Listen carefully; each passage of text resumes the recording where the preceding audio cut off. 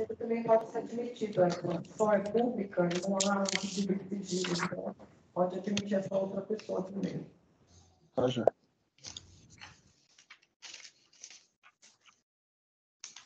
Só um segundo. Esse do senhor é Jesse Romero de Almeida. Eu não estou vendo ele aqui. Isso.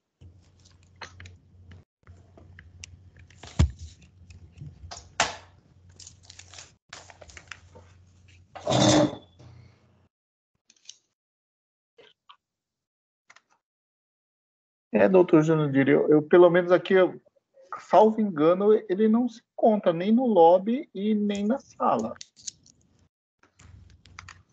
Será que não entrou em outro link, Edson? Então, doutor, hoje só tem esse. Hoje não tem nenhum sigiloso, né? Então só teria um link para ele. No primeiro link, será que não, Edson? Aquele que nós estávamos? Não, aquele lá é administrativo, né, doutor? Aqui, o link que nós mandamos é dessa sessão aqui. Entendi. Talvez pudéssemos inverter a ordem, então, que o doutor Paulo está presente. Acho que é melhor.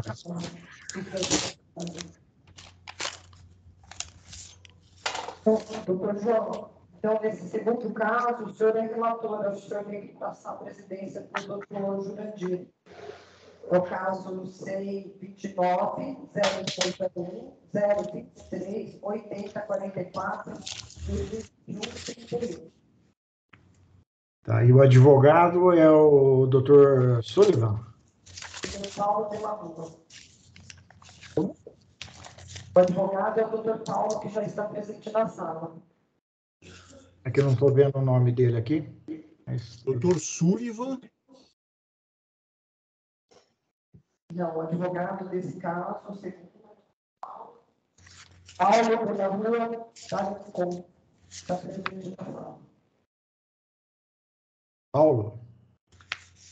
Nossa, o som está muito ruim. Sim, o doutor Paulo de la Rua já está presente na sala.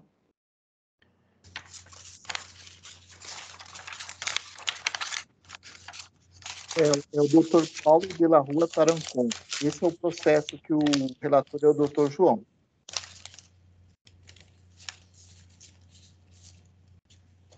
Está sem som, doutor João, está sem o som. Tá. Agora, perfeito, doutor Jurandir. Acho que é caso transmitir a Vossa Excelência, não é, presidência? Correto. Obrigado. Então, vamos iniciar, então, o julgamento deste caso, já anunciado pela senhora secretária. O relator é o doutor João Machado de Araújo Neto, com a palavra para a leitura do relatório. Muito obrigado, doutor Jurandir. O presente inquérito civil foi instaurado para apuração de eventual ato de improbidade administrativa cometido por Éder Miano Pereira, prefeito municipal de Taquarituba, gestão 2021-2024, e sua esposa Francine Medina Leite Miano, em 10 de novembro de 2021, consistente em determinar a transferência de Michele Cristina de Oliveira, funcionário do Conselho Tutelar de Taquarituba, onde trabalhava há aproximadamente 10 anos em funções de serviços gerais. Essa conduta, supostamente tida como improbidade administrativa, teria como causa o fato de Michele não ter informado Éder e Francine sobre a existência de um procedimento em trâmite no órgão de proteção da criança e do adolescente, destinado a apurar conduta supostamente negligente de Francine com o filho de um anterior relacionamento dela. Os investigados interpuseram recurso sustentando que, aspas, no ano de 2021, sem saber precisar a data, chegou a seu conhecimento, através do Conselho Tutelar, uma denúncia mentirosa e sem qualquer lastro probatório que teria sido originada via Disque 100 de agressão e maus tratos ao filho da senhora Francine, fecha aspas. 2, abre aspas. No Conselho Tutelar, Francine teve acesso à denúncia, onde informou que aquilo se tratava de uma denúncia infundada, que o fato da família residir em apartamento, qualquer barulho acabava atrapalhando os vizinhos, mas que sempre tiveram uma rotina normal, fecha aspas. 3. No ano pandêmico, Francine passou a trabalhar em home office, cuidando de seu filho. 4, aspas. Francine é servidora pública há anos, possui seus valores pessoais e valores éticos que foram complementados com todos os anos de trabalho junto ao Ministério Público do Estado de São Paulo, instituição que tem orgulho em integrar e que busca incansavelmente crescer em sua carreira dentro do órgão. 5. O coordenador da educação, respondendo à solicitação da diretora da escola, disponibilizou, em 10 de novembro de 2021, uma servidora do cargo de Serviços Gerais. 6. Por meio de ofício, a coordenadora da ação social indicou Michele para ser relocada à disposição da Coordenadoria da Educação. 7. Está ocorrendo uma perseguição do poder estatal, equivocadamente, com base em informações mentirosas e descabidas. Falta justa causa ou legítima. 9. Não existe uma garantia de inamovibilidade. 10.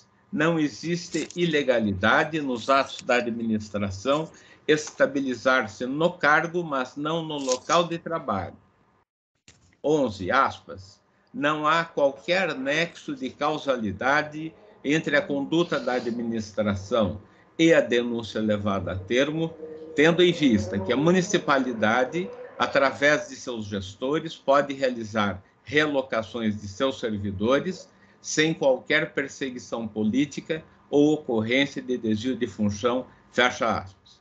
Pleiteiam o recebimento do recurso no efeito suspensivo e o seu provimento integral para que seja arquivado o inquérito civil. É o relatório. Tá. Ok, muito obrigado, doutor João. O advogado desse caso é o doutor Paulo de la Rua. É isso? Estou correto? Doutor Paulo está presente?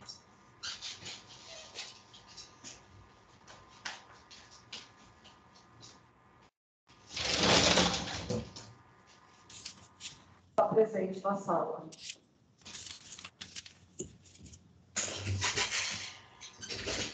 É o doutor Paulo? Ele está presente ou não? Sim, está presente na sala, doutor Paulo. Mas ele está sem som. Precisaria... O som está desligado, doutor Paulo. Doutor...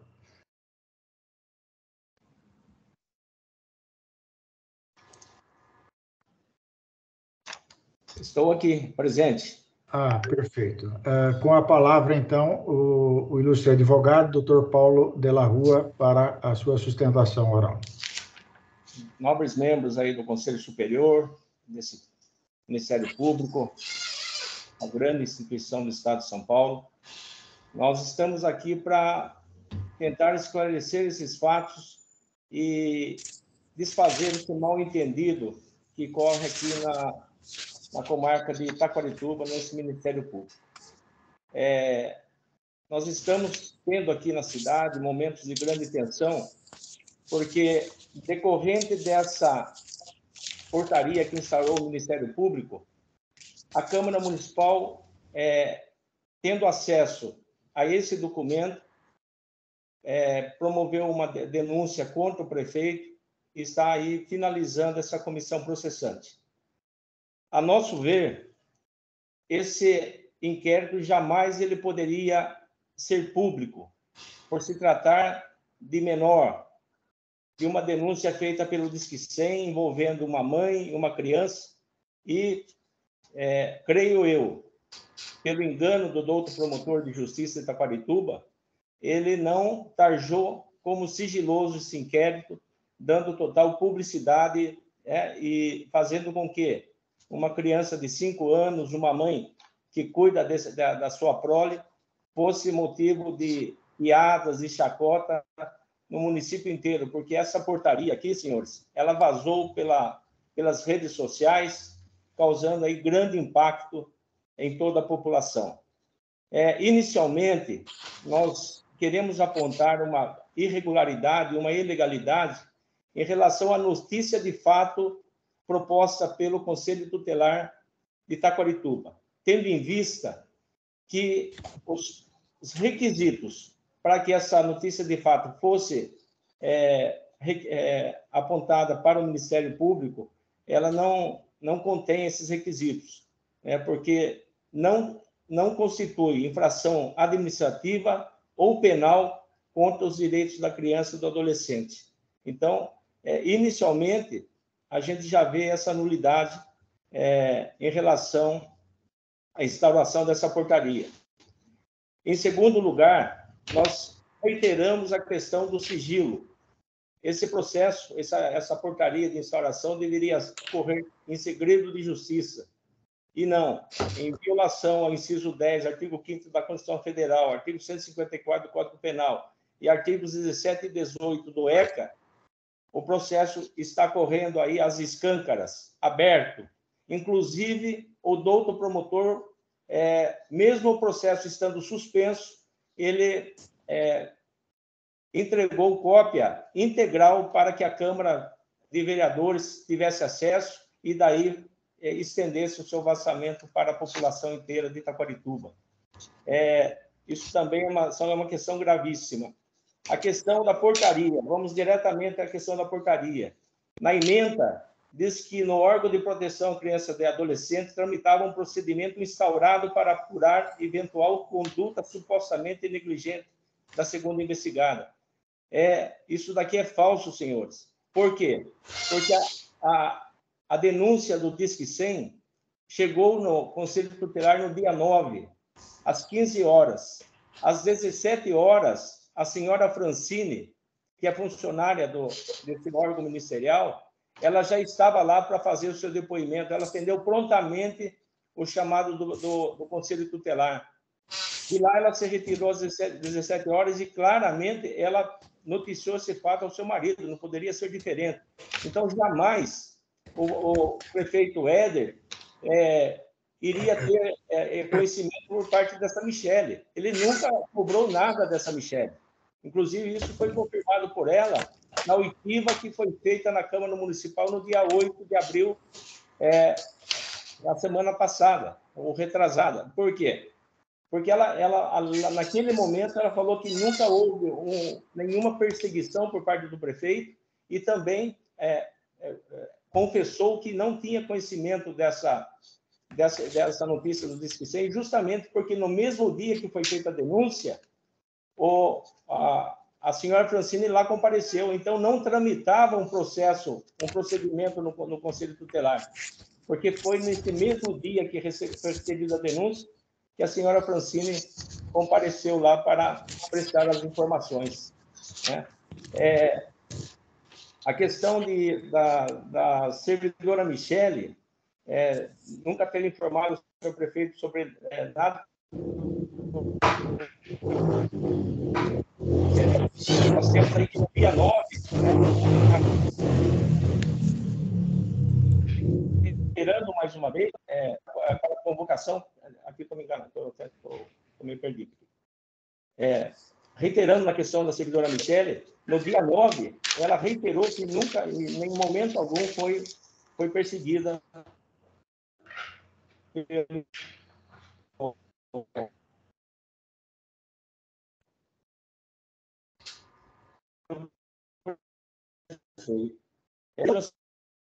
houve um procedimento administrativo que começou pela diretora da escola, passou pelo secretário da Educação, passou pela coordenadora da Ação Social, que aqui na portaria fala que ela não teve conhecimento, e ela teve sim, porque foi ela que indicou a própria servidora Michele. Então, nós estamos vendo aqui que é um tremendo mal-entendido. Isso não pode continuar perdurando. porque essa situação ela já foi esclarecida, inclusive, nas oitivas da Câmara Municipal, pela Michele, pelos membros do Conselho Tutelar, que falaram que, em momento algum, houve perseguição em relação a essa moça. Né? Uma coisa que nós não podemos admitir nessa portaria de instauração é a maneira ofensiva que o promotor se dirige à senhora Francine, quando já faz um julgamento antecipado, quando afirma que a mesma age sem dignidade e que a mesma estaria afrontando princípios do Ministério Público. Isso daí, por si só, é um julgamento antecipado de uma coisa que jamais existiu, porque a senhora Francine, no primeiro momento que foi chamada pelo Ministério Público, pelo Conselho Tutelar, ela compareceu ao Conselho Tutelar, prestou as informações. E nós temos aqui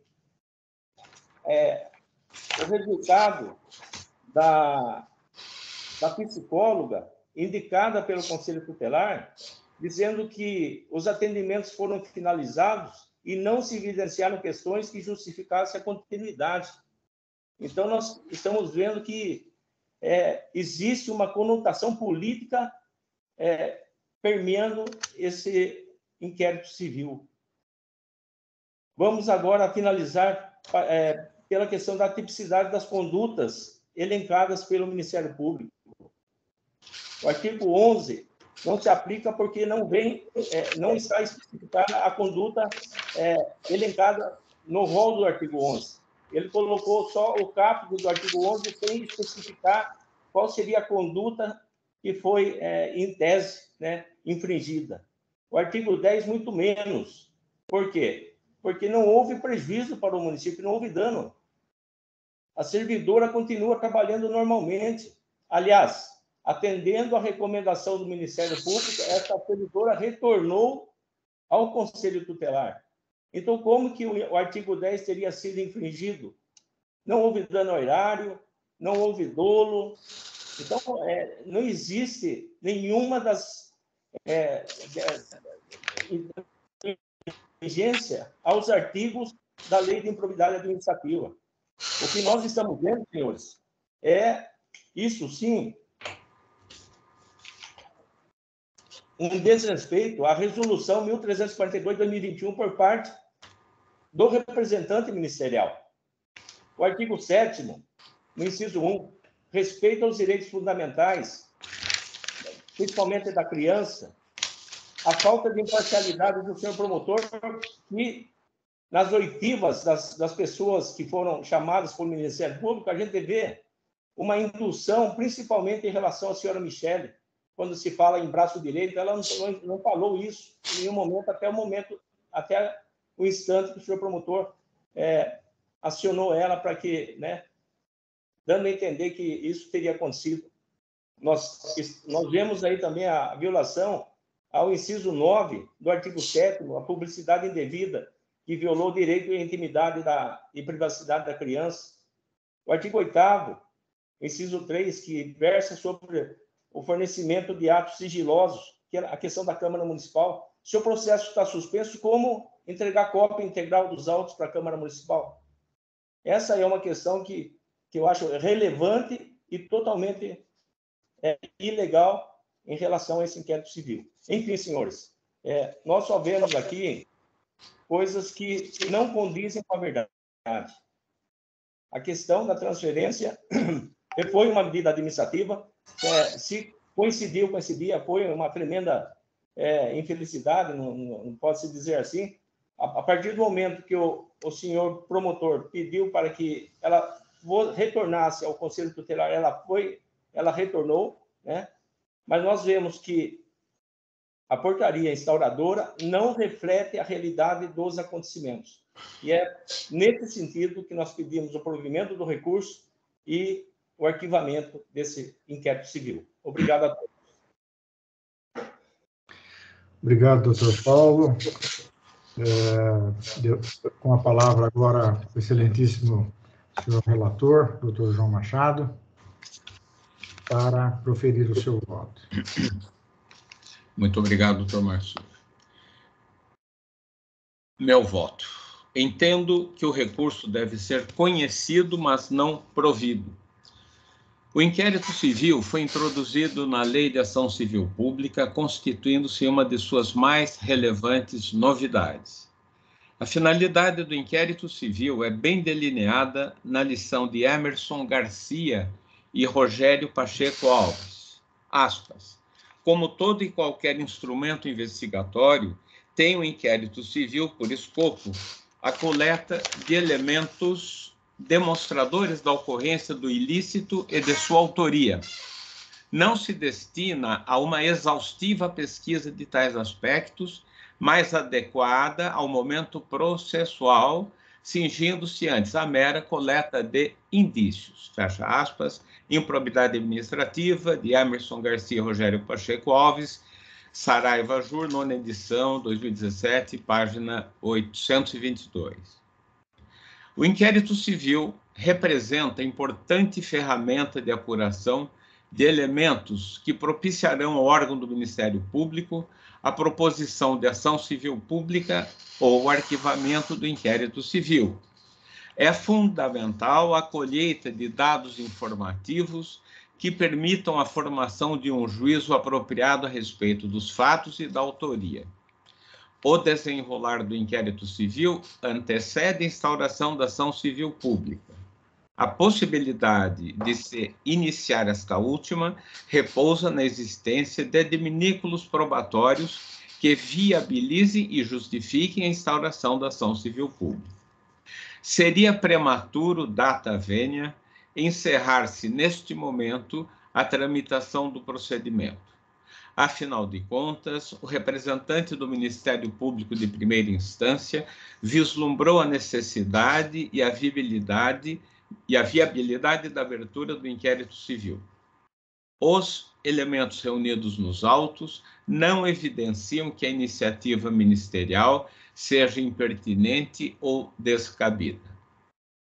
O promotor de justiça, Dr. Fabrício Pereira de Oliveira, em juízo de retratação, consignou em seu despacho que, aspas, ouvida na promotoria no último dia 21 de janeiro de 2022, a servidora confirmou toda a acusação, número 5033229. Em reforço, a nova servidora designada para o órgão, Renata Aparecida Garcia, disse que sua remoção foi abrupta e sem anúncio prévio. 5033374.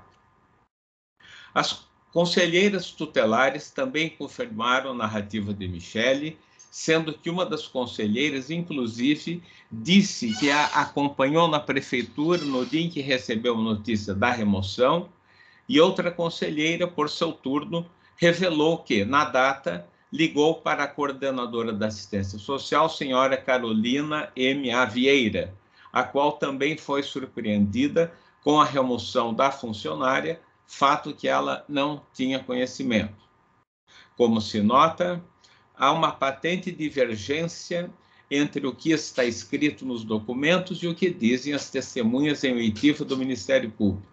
Além disso, não há como se ignorar que o ato de remoção da funcionária denunciante, um dia depois da esposa do prefeito ser ouvida no Conselho Tutelar, traz suspeita séria que impõe o prosseguimento das investigações, notadamente porque, diante de tudo que já está documentado nos autos, uma certeza já nesse inquérito civil.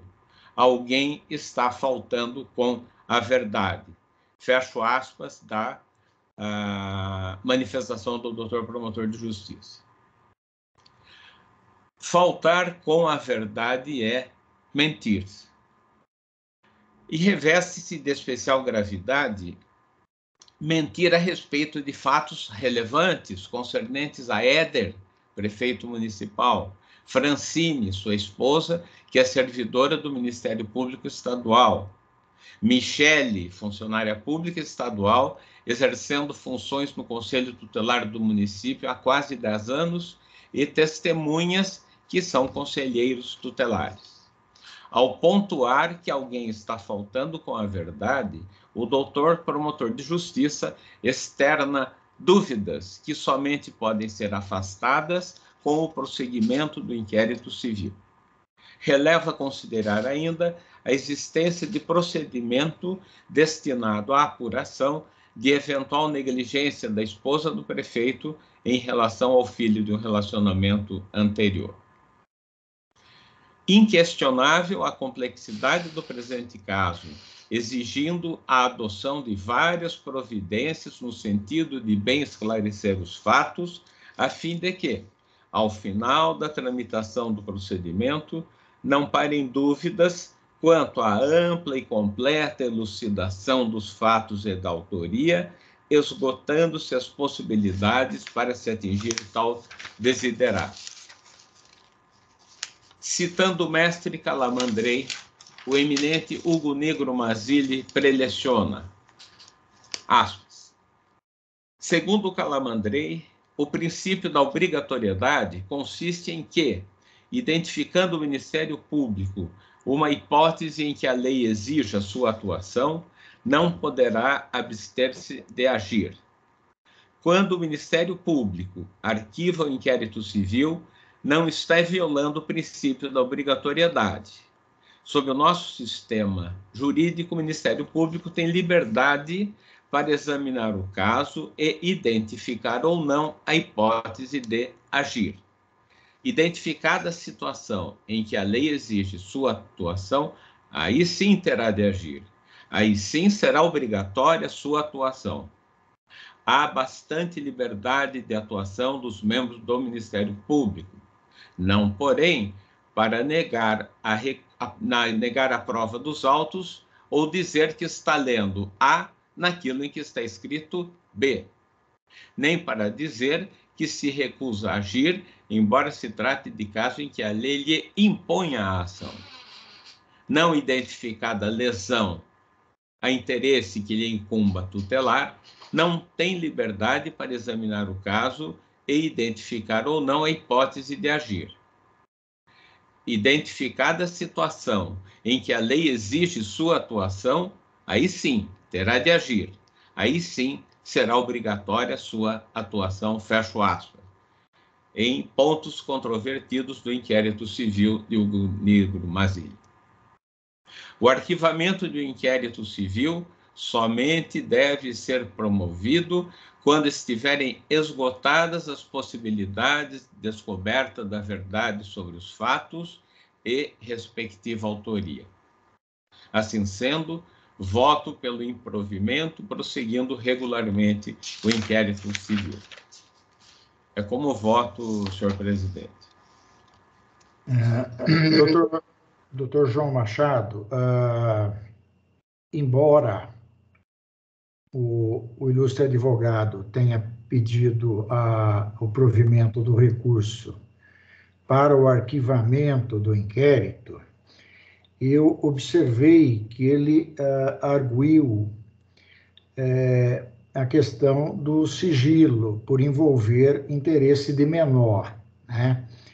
Então, me parece que nós deveríamos apreciar essa questão também, né?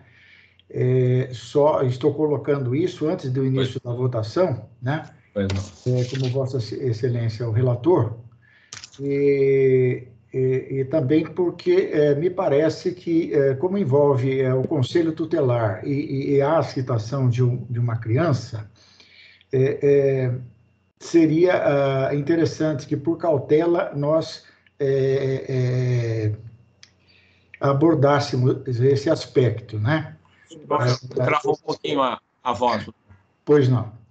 Então, repetindo, como a citação do Conselho Tutelar envolve, né, conselheiros tutelares, como há, me parece que o envolvimento, pelo menos a citação de uma criança, né, que seria filho da mulher do ex-prefeito, alguma coisa assim, né, me parece que até a de cautela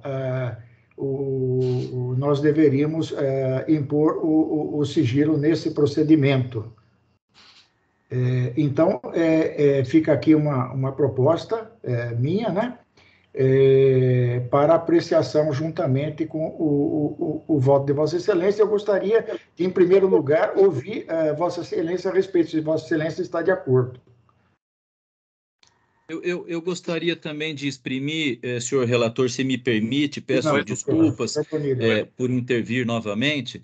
Eu também ouvi com bastante atenção, como todos, a sustentação apresentada pelo douto advogado, e ouvi com a mesma atenção o voto de Vossa Excelência, e observei que houve um tema apresentado no recurso, exatamente assentado na questão do sigilo, eventualmente decretado ou não decretado, se o caso, que faltou, na minha modesta maneira de ver, ser abordado pelo voto. Então, eu aguardaria que, antes, Vossa Excelência pudesse se manifestar a respeito desse tópico incerto nas razões recursais que diz respeito ao sigilo. Muito obrigado. Tá, então eu devolvo a palavra ao doutor João Machado para se pronunciar sobre essa questão do sigilo. Senhor presidente, realmente me parece que assiste razão no recurso neste tópico preliminar, que realmente seria caso de decretação de sigilo. Perfeito. E todas as consequências que possam dele decorrer. Perfeito. Então, com esse adendo, né, com esse acréscimo, eu coloco em julgamento com a palavra o doutor Marco Antônio para proferir o seu voto. Se me permite, senhor presidente. Pois não, doutor Mazon. É só uma dúvida antes. Se de fato confirma-se que o fato ocorreu em 10 de novembro de 2021. No início do voto, consta que os fatos ocorreram em 10 de novembro de 2021. Só para confirmar se é isso mesmo.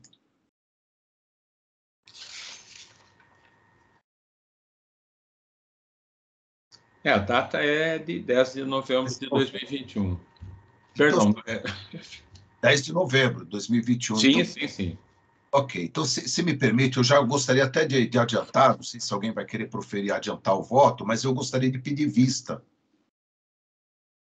Gostaria de pedir vista dos autos. Desculpe eu adiantar, mas até para evitar, né, qualquer... Perfeito. Bom, se todos estiverem de acordo, nós podemos suspender o julgamento e está deferida a vista ao doutor Saad Mazlum. Obrigado. Eu devolvo, então, a presidência ao doutor João Machado para prosseguirmos nos demais julgamentos. O doutor Paulo está dispensado desta sessão. Eu agradeço a todos. Muito obrigado. Muito obrigado, doutor Marsura. O próximo julgamento será o do doutor Calil, doutora Tatiana? Ou é o do doutor Saad? Da pauta como assistência apenas, porém o advogado do Sullivan Leonel pediu para fazer sustentação também. O caso é o 140739 000 6409 2022, dígito 4. Doutor Saad. Doutor Saad, né? Então, pelo que eu entendi, é caso toda apreciação do caso do doutor Saad. Doutor Saad Mazlum, com a palavra. Obrigado. É só para confirmar, é o caso do recorrente Robson da Silva Leonel, não é? Sim, doutor Saad. Perdão, vai ter sustentação? O advogado está presente? Eu não entendi. Ele estava presente, agora eu não o vejo, mas ele estava presente na sala. Ele está presente na sala.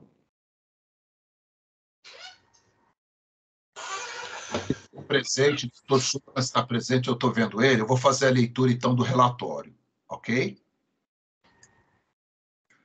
Então, vamos lá. Recorrente. Ok. Obrigado. O recorrente é Robson da Silva Leonel. Trata-se de inquérito civil instaurado para apurar possível prática de ato de improbidade administrativa em razão da contratação da comercial Caravela Zeirelli pelo município de Cananéia para o fornecimento de 900 conjuntos de carteira e cadeira escolares para o ensino fundamental, pelo valor unitário de R$ 1.234, via pregão presencial SRP 031/2021, processo número 069/2021, edital número 48/2021, sendo certo que, apesar do integral pagamento do valor, R$ 1.710.600, a contratada não entregou as mercadorias, havendo também notícias de que os preços praticados estão superfaturados, dentre outras irregularidades. Inconformado, recorre a este colegiado Robson da Silva Leonel, prefeito do município de Cananéia. Alega resumidamente que o certame obedeceu rigorosamente à lei de regência e que os produtos foram entregues, os preços praticados não estão superfaturados. Foram respeitados os prazos para impugnação, inexistindo qualquer burla ao processo licitatório. Alega também que não houve qualquer dano ao erário, enriquecimento ilícito ou ofensa a princípios da administração pública. A decisão recorrida foi mantida e, remetidos os autos a este colegiado, consignou o digno promotor de justiça a intempestividade do recurso. É o relatório.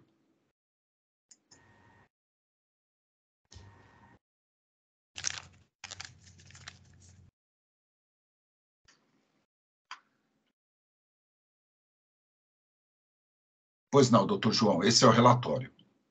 Pois não, muito obrigado, doutor Saad. Então, agora é com a palavra para sustentação oral o ilustre advogado, doutor Sullivan Leonel. Com a palavra, doutor Sullivan. Boa tarde, estão me ouvindo? Estão me ouvindo? Sim. Sim. Pode prosseguir, doutor Sullivan. Boa tarde, excelências. Hoje, eu gostaria de esclarecer alguns pontos desse inquérito, justamente algumas divergências que acabaram ocorrendo. Inicialmente, eu comecei a esclarecer que o objeto da denúncia anônima entregue à promotoria do município pedia investigação na compra de conjunto de carteiras escolares pelo município e não entregues.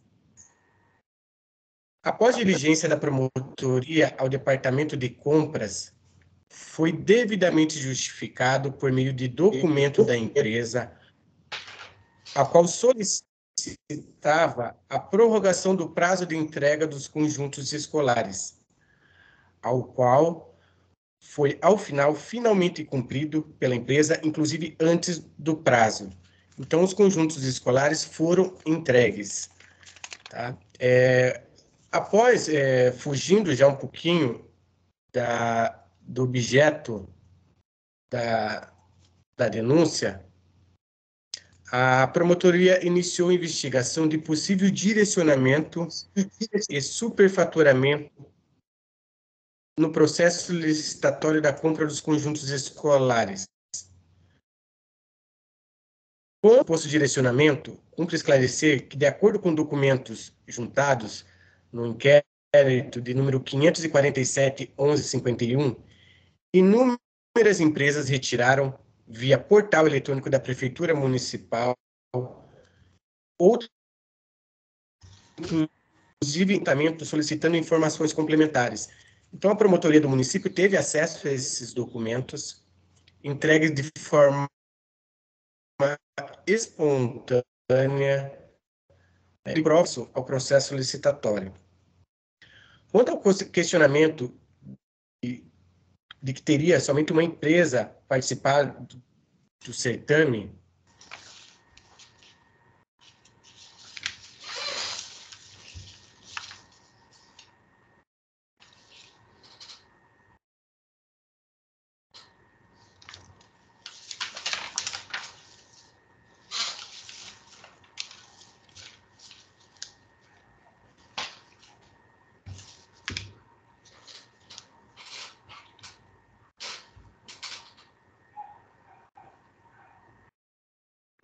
estão me ouvindo?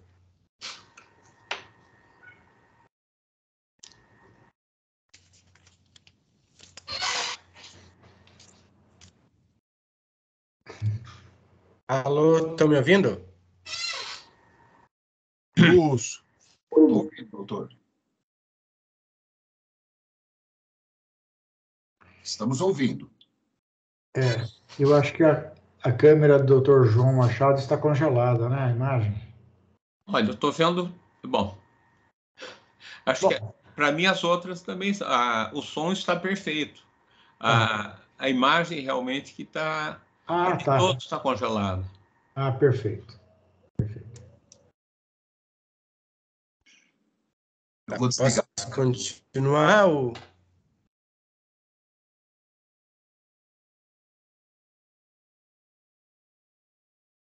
O som estava perfeito.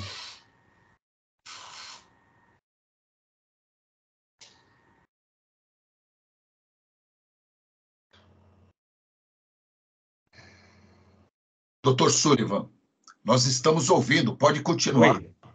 O senhor pode continuar a falar, estamos todos ouvindo. Tá bom. Tá bom. Então, após... como eu não sei onde que parou, eu vou...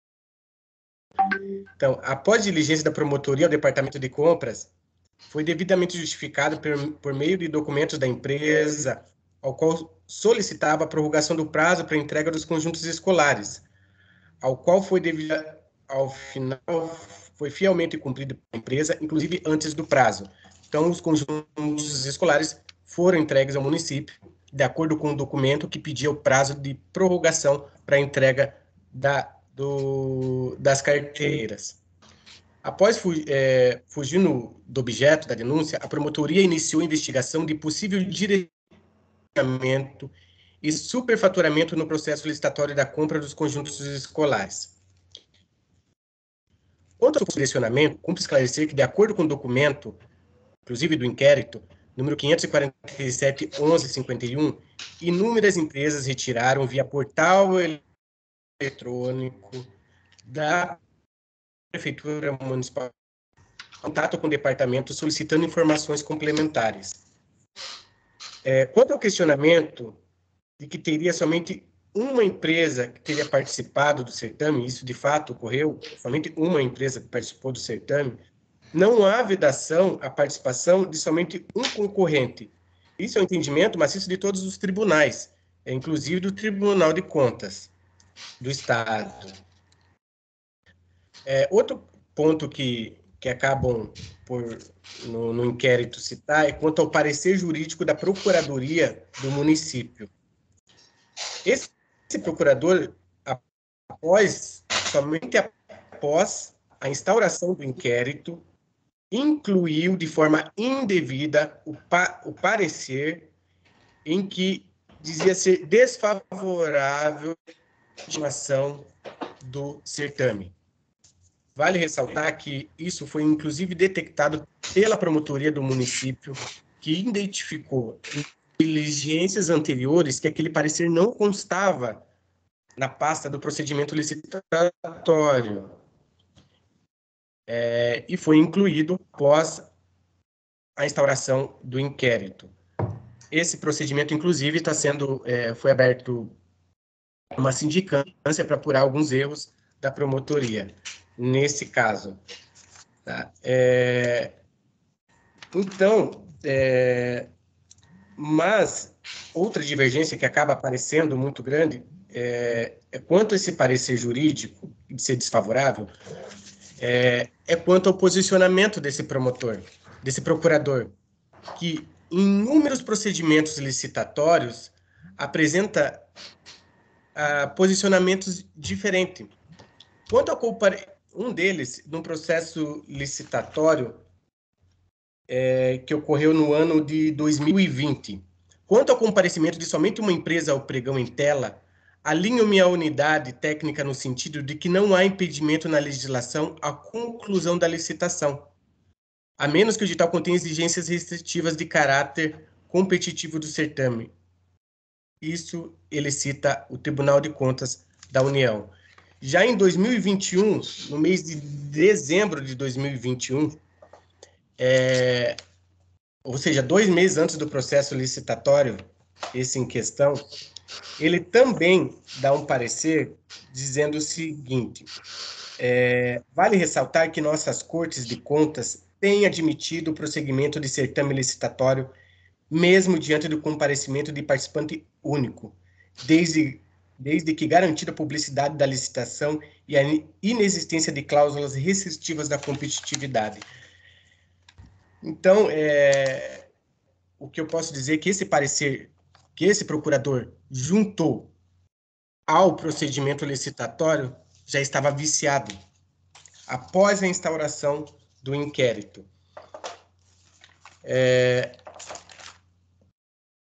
Aí eu tenho que também fazer um apontamento quanto à alegação de investigação de possível superfaturamento. Inclusive, pelos motivos já narrados anteriormente nas questões de direcionamento, que não ocorreu, vale ressaltar uma questão.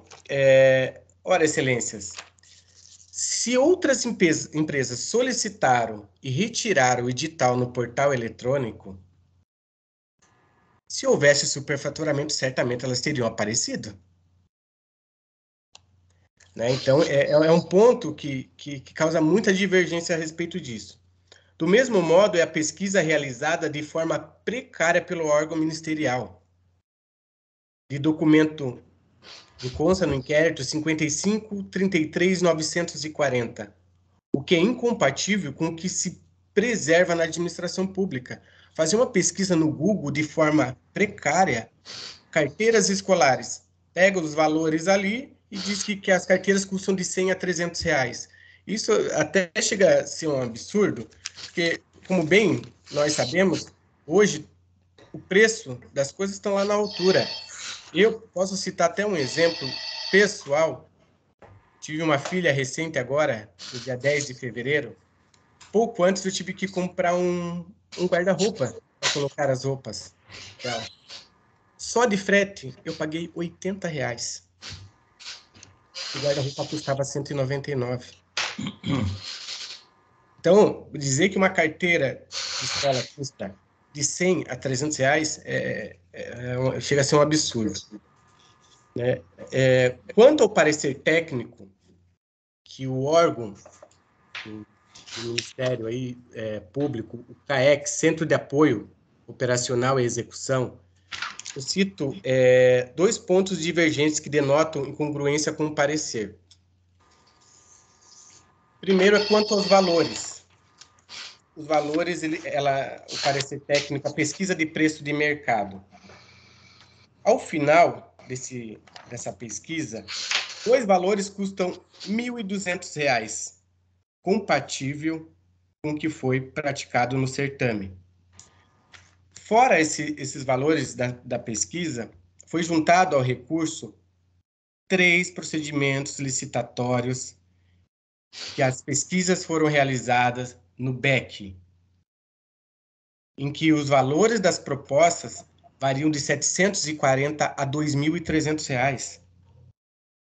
Então, dizer que uma carteira novamente custa de 100 a 300 reais, isso não se coaduna. Outro ponto é no 3.3 desse parecer técnico. Documento auxiliar de manifesto eletrônico de documentos fiscais. O parecer diz assim: há ainda outro indício de que as carteiras foram compradas por valor acima do mercado. Quando da entrega dos produtos, houve diligência da Promotoria de Justiça que entrevistou o motorista do caminhão que transportou as mercadorias. De acordo com a certidão de diligência 571.2672. De acordo com DANDEF, documento auxiliar de manifesto eletrônico de documentos fiscais, que o motorista portava, o valor total das mercadorias era de 107.264. Como o total era de 512 carteiras que ele estava entregando naquele momento, cada uma delas tinha um valor de R$ 209,50. Esse valor era o valor do frete. Esse é o valor do frete, não tem relação com a nota fiscal. Então, assim, apontar isso num parecer técnico, eu não sei se foi por erro, mas esse valor, ele diz respeito ao frete. O valor do frete não tem relação ele tem relação com o valor da mercadoria, mas está dentro do valor da mercadoria. Então, são dois pontos que eu acho que o parecer técnico desse órgão acaba por acabar tendo um equívoco aí. Então, eu citei quanto ao Dandef, que é essa questão que a pesquisa de mercado dos dois últimos valores, a pesquisa realizada na fase de recurso, que eu apresentei a Vossas Excelências, tem a pesquisa de mercado realizada no BEC. Se verificar na página 21, página 56, página 60 e página 103, vai se verificar que os valores estão compatíveis com o mercado. Por fim, o doutor promotor não sequer juntou uma prova que caracterize intenção ou dolo do prefeito em fraudar o processo licitatório. Se inclui um monte de documentos, fotos, dizendo que houve possível direcionamento, superfaturamento, mas nenhuma relação do prefeito. Diante de todos os fatos narrados na apresentação do recurso que já foi entregue e nessa sustentação, requer o arquivamento do referido inquérito. E agradeço Vossas Excelências.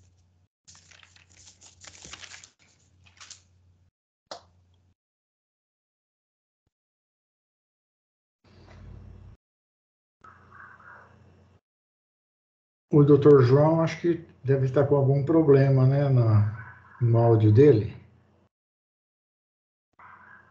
Podemos passar para o doutor Saad, né, concluir. Bom, com a palavra, então, o doutor Saad para a leitura do seu voto. Obrigado.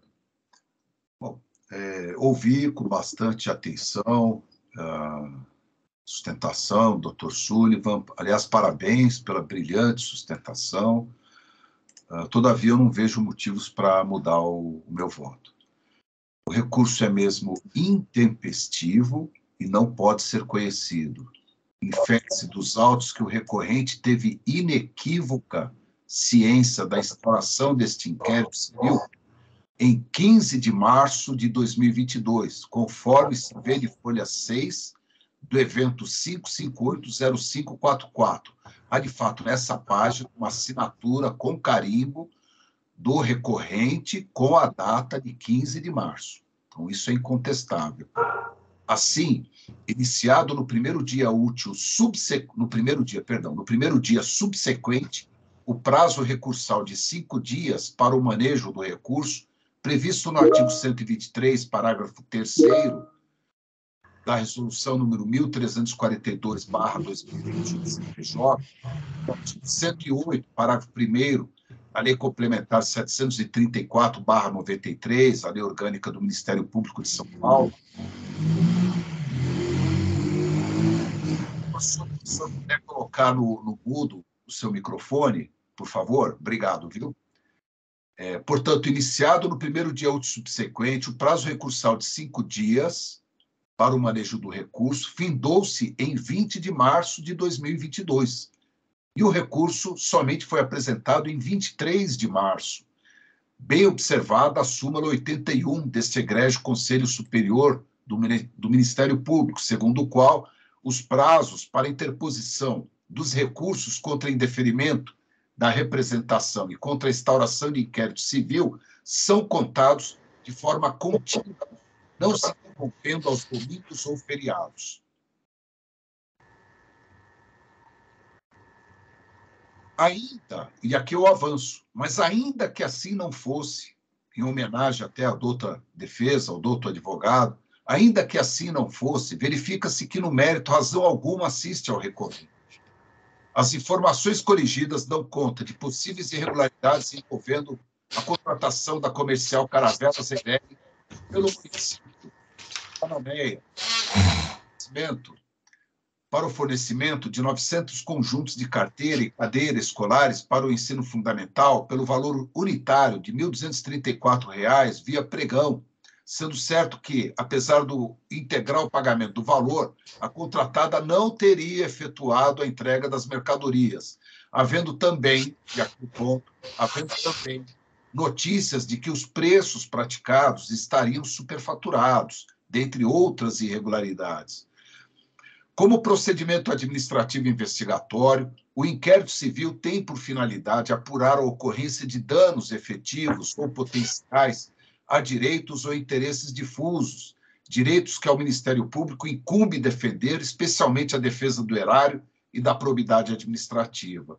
As investigações empreendidas pela Promotoria de Justiça, com a coleta de documentos e mais informações, são absolutamente necessárias para o correto exercício das atribuições inerentes às suas funções institucionais, entre elas a propositura de ação civil pública, se for o caso.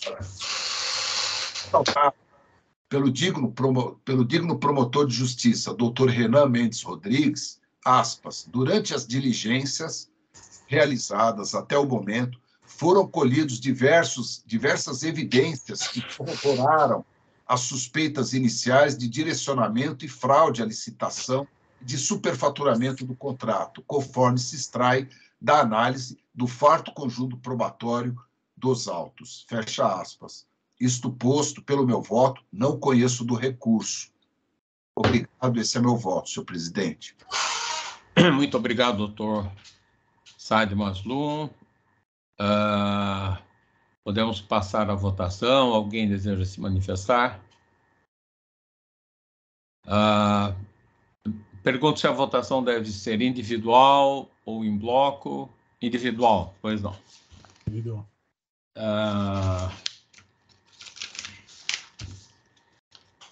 Por gentileza, doutor Marco Antônio, seu voto. Presidente, acompanho bem lançado o voto do ilustre e digno relator. Muito obrigado. A seguir, doutor Antônio Carlos da Ponte, por gentileza. Senhor presidente, eu também acompanho o voto do eminente relator e não conheço do recurso. Muito obrigado. Doutor Jurandir Marsura, por gentileza, seu voto.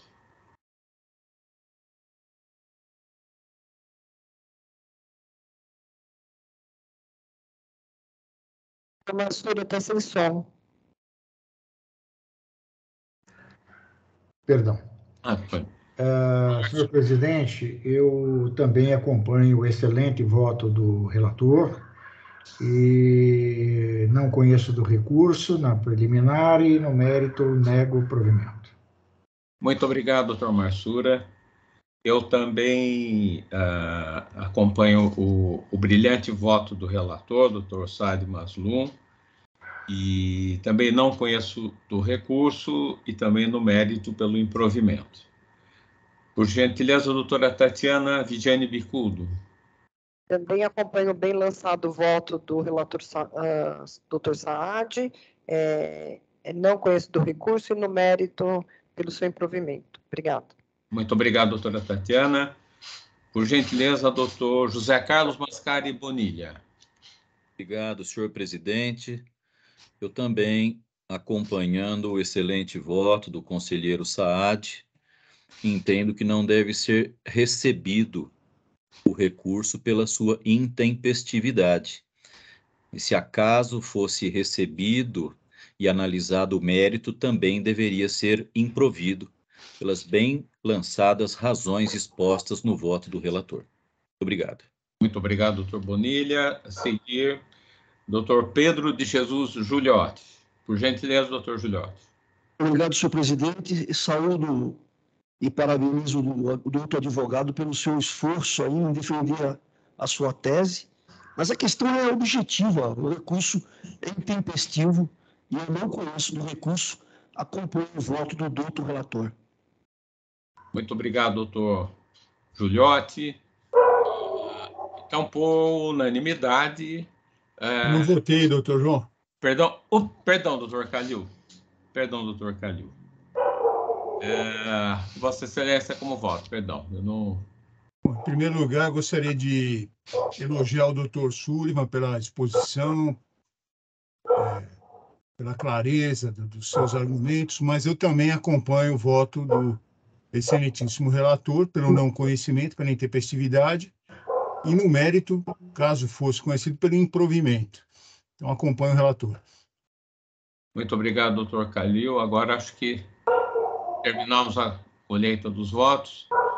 Então, por unanimidade, não foi conhecido o recurso e, assim sendo, também quero parabenizar o Dr. Sullivan Leonel pela sua dedicação, pelo seu esforço e, enfim, declaro, então, encerrada a votação.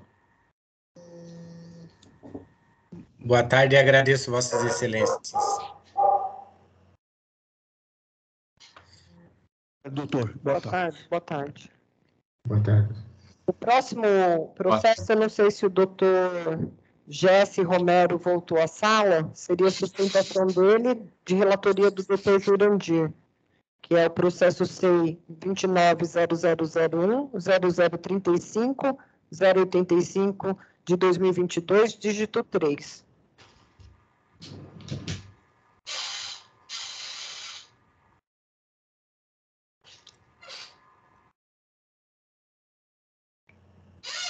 Senhor presidente, eu já estou com a palavra. Pois não, doutor Jurandir. Eu estou com a palavra? Sim, pois não.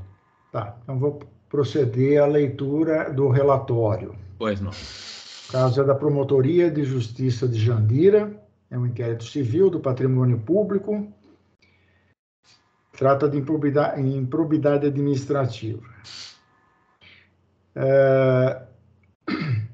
Trata-se de inquérito civil instaurado para apurar suposta ilegalidade na contratação da empresa Imperium Serviços Eireli, de propriedade de Maurício Celestino, ora recorrente, pela Prefeitura de Jandira, para fornecimento de cestas natalinas destinadas aos funcionários públicos municipais. Inconformado com a instauração do inquérito civil, insurge-se o recorrente Maurício Celestino, alegando, em apertado resumo, a inexistência de ato de improbidade em razão da regularidade do certame, da urgência na entrega dos produtos, da ausência de dolo, bem como da legalidade da nomeação, ocorrida após a execução contratual. É o breve relatório. Pois não, doutor Jurandir, passo a palavra agora ao ilustre defensor para a sustentação oral. Não está mais presente na sala. Acho que ele não entrou, doutor João. Não entrou? Não. Mas foi apregoado, então, se o doutor Jurandir quiser prosseguir. Bom, me parece que é caso, então, de prosseguimento, né, doutor Jurandir, por gentileza. Passa ao seu voto, por gentileza. Pois não, muito obrigado. Vou passar a leitura do voto. O recurso não comporta acolhimento. Com efeito, o inquérito civil é um procedimento administrativo investigatório de caráter inquisitorial, cujo objetivo consiste basicamente em apurar a ocorrência de danos efetivos ou potenciais a direitos ou interesses difusos, interesses coletivos ou interesses individuais homogêneos, ou outros que ao Ministério Público incumba defender, servindo como preparação para o exercício das atribuições inerentes às suas funções institucionais, dentre elas a propositura da ação civil pública. Desta forma, para que se justifique o início de procedimento administrativo investigatório, bastam indícios de infração aos já mencionados interesses difusos, coletivos ou individuais homogêneos. Na espécie dos autos, os fatos descritos na portaria inaugural são determinados e têm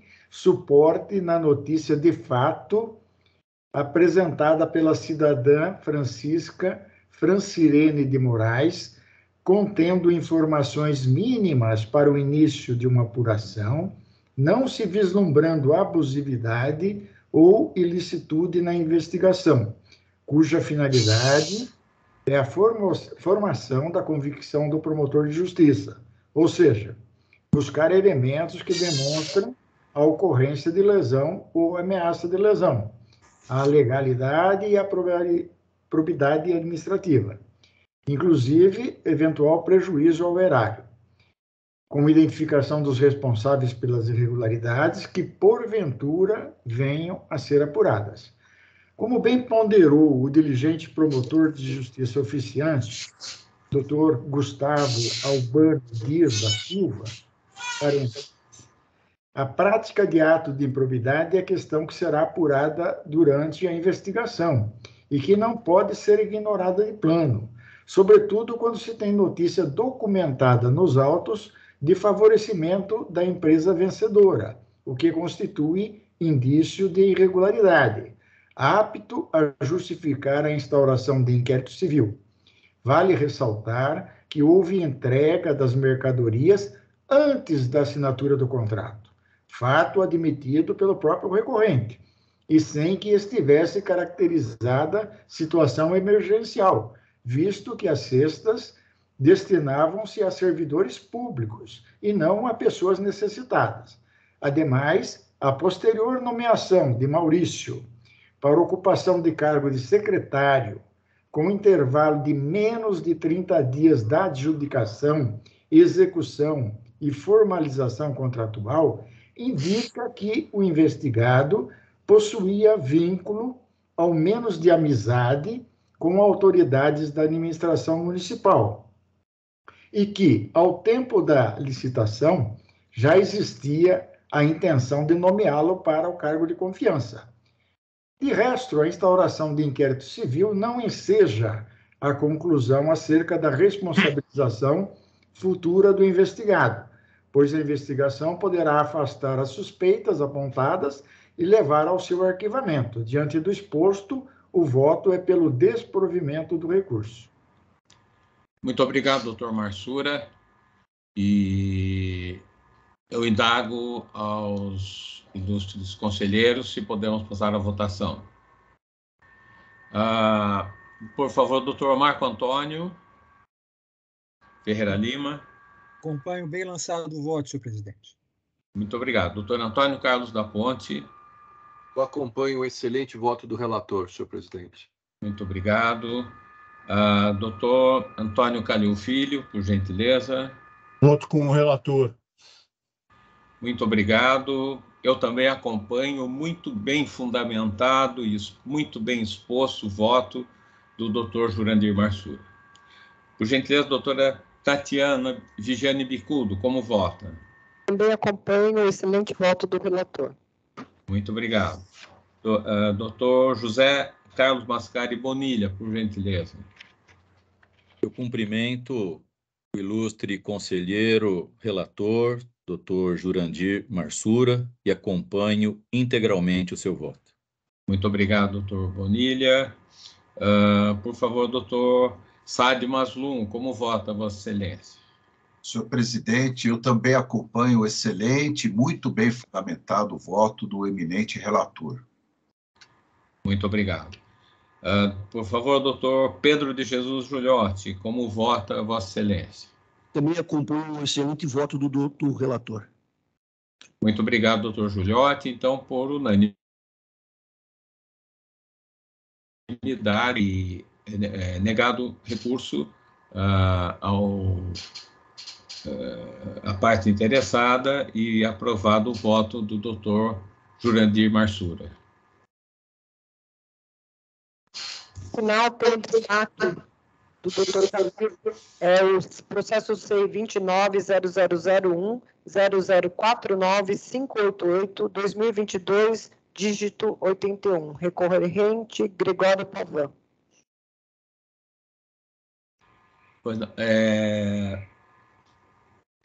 perdão, doutora Tatiana, é o recurso da relatoria do doutor Calil? É um destaque que o doutor... Pois não, então, com a palavra, o doutor Antônio Calil Filho, por gentileza.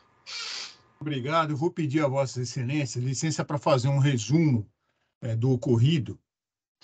Trata-se de um recurso contra o arquivamento de uma representação feita pelo cidadão Gregory Pavan Freire de Carvalho, que é morador do município de Peruíbe.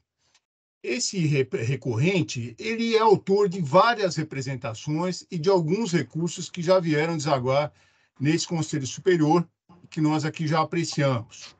Basicamente, ele investe contra a municipalidade em várias situações. E, no caso específico, ele alega, ele formulou uma representação ao Ministério Público pedindo que a Promotoria de Justiça de Peruíbe investigasse o não cumprimento da Lei Municipal número 3.434/2016, que fala de veiculação de informações públicas no Diário Oficial do município. Ele queria obter a atuação do Ministério Público para que obrigasse a municipalidade a provar que estava cumprindo a referida lei. O doutor promotor não vislumbrou hipótese de atuação do Ministério Público e arquivou ensejando o recurso, que é tempestivo, mas que, no mérito, não tem absolutamente condições de ser provido, porque não é mesmo hipótese de atuação. Não cabe ao Ministério Público fiscalizar ou não, de forma negativa, a aplicação da lei. Ele não apresentou nenhuma hipótese concreta em que o município não estaria cumprindo a lei e apenas veio com uma situação genérica, querendo que o Ministério Público compelisse a prefeitura a provar que estava cumprindo a lei. Isso pode ser obtido diretamente por ele, dentro do princípio do portal da transparência, ou através de outra medida individual que ele entenda cabível, mas não há, no caso, hipótese de atuação do Ministério Público. E eu faço um registro aqui da forma pouco respeitosa em que ele vazou a representação e o próprio recurso, dizendo que houve descaso, má vontade na tratativa, falta de impessoalidade e falta de imparcialidade por parte do doutor promotor, que, nesse caso, a exemplo de outros tantos casos que nós apreciamos aqui, agiu estritamente dentro dos limites da sua atuação funcional e da sua independência. Então, pelo meu voto, eu nego o provimento ao recurso e faço esse registro aqui, dessa forma que eu entendo absolutamente descabida de se dirigir ao doutor promotor naquela comarca. Muito obrigado. Muito obrigado, doutor Calil. Vamos passar, então, à votação. Inicialmente, o doutor Marco Antônio Ferreira Lima.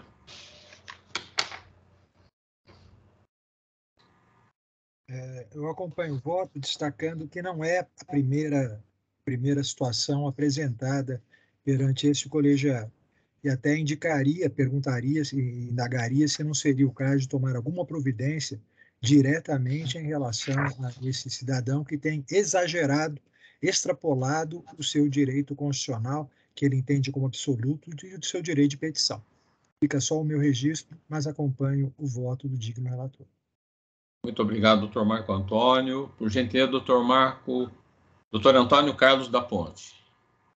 Eu acompanho, senhor presidente, o voto do relator, doutor Antônio Calil, e também acompanho o desagravo que ele faz em relação ao promotor de justiça. Acho que isso é muito importante, maiormente diante de uma avaliação feita pelo colegiado. Como disse o doutor Marco Antônio, esse senhor já vem extrapolando os limites que lhe são conferidos, não apenas nesse feito, mas em vários outros feitos. Então, eu acompanho integralmente o voto do doutor Calil, com um destaque para o desagravo feito ao promotor de justiça. Muito obrigado, doutor Antônio Carlos. Por gentileza, doutor Jurandir Marsura. Eu também acompanho o voto do relator, doutor Antônio Calil Filho, com os acréscimos feitos pelo doutor Marco Antônio e doutor da Ponte. Muito obrigado, doutor Jurandir. Eu também acompanho o bem elaborado, bem objetivo e consistente voto do nobre relator e também dos acréscimos referentes ao desagravo ao doutor promotor de justiça, também complementados pelo doutor Antônio Carlos da Ponte, pelo doutor Marco Antônio e pelo doutor Jurandir Marsura também. Por gentileza, doutora Tatiana Vigiane Bicudo. Também acompanho bem lançado o voto do relator, doutor Antônio Calil, e bem como as manifestações dos conselheiros que me antecederam no sentido do desagravo ao promotor de justiça daquela comarca. Muito obrigado, doutora Tatiana. Por gentileza, doutor José Carlos Mascari Bonilha, por gentileza. Eu também acompanho o voto do relator em especial com os acréscimos apresentados pelos conselheiros Marco Antônio e Antônio Carlos da Ponte. Obrigado. Obrigado, doutor Bonilha. Por gentileza, o doutor Saad Maslum, como vota Vossa Excelência? Senhor presidente, eu também acompanho o excelente voto do relator, doutor Antônio Calil Filho, e ressalto também, como por ele destacado, esse desagravo ao nobre promotor de justiça da comarca. Muito obrigado. Muito obrigado, doutor Saad Maslum. Indaga o doutor Pedro de Jesus Juliotti, como vota Vossa Excelência? Também acompanho o voto do doutor relator com os acréscimos dos demais conselheiros. Muito obrigado, doutor Juliotti. Dessa forma, por unanimidade, foi aprovado o voto do eminente relator, doutor Antônio Calil Filho, ficando negado o recurso nesse caso.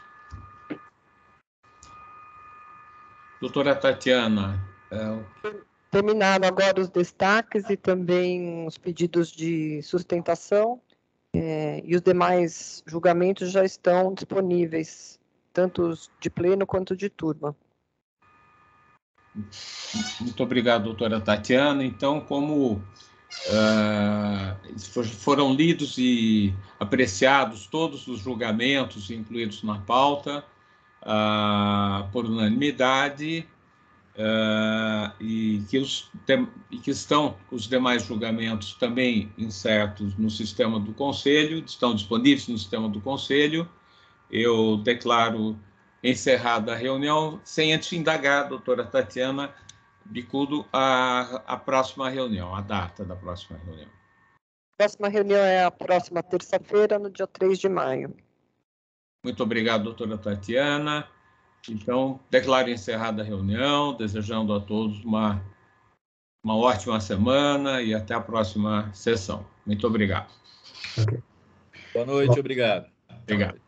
Tchau, pessoal. Tudo de bom para vocês. Muito obrigado. Tchau. Obrigado a vocês. Boa noite. Obrigado.